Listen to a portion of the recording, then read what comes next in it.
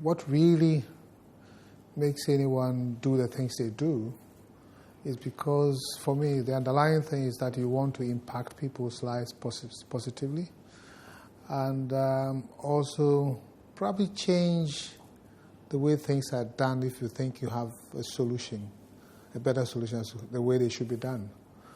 I think what we started to do was actually to change the way SMEs are served when it comes to lending, and we devoted ourselves to it, and we enjoyed the kind of change it brought to the SME and the unbanked sector.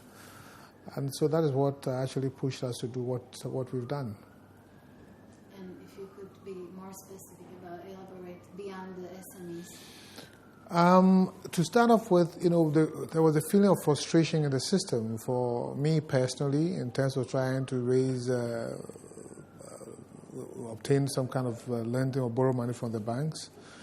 And I realized that if I was going through that, there are a lot more people must be going through it. And it's not that I blame the banks for not doing the right thing. I came to understand the banks and understand why they couldn't do it. Basically because the SME sector is supposed to be a very risky sector, especially they all reside in the informal sector. Most of them are in the informal sector. And therefore, they are supposed to be more risky, and therefore you need to spend more time to be able to analyze them and to evaluate to serve them. But unfortunately, they don't have the leisure of time, because the more you spend time with them, the more they lose the business. So invariably, the banks were scared of them, and they were not comfortable with the banks. There was also the obvious disconnect between the SMEs or the informal sector and the banks. It's not gone away yet, but I think we'll be able to remove some of that disconnect.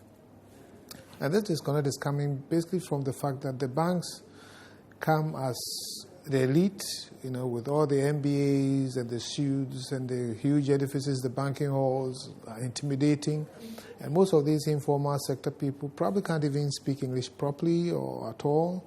And they are relatively simple people, and they are trying to take money from these so-called elite people, and therefore there's that disconnect. So what we brought was simplicity and speed and a lot of responsiveness to their needs. The other thing is, because the banks were who they are and sort of looked down upon some of the informal sector players, they don't listen enough to understand the real needs of the informal sector.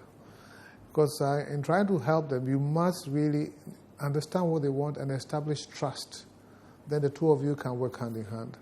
So these are some of the things that we brought to it to really change the way things are done for the informal sector and the SMEs.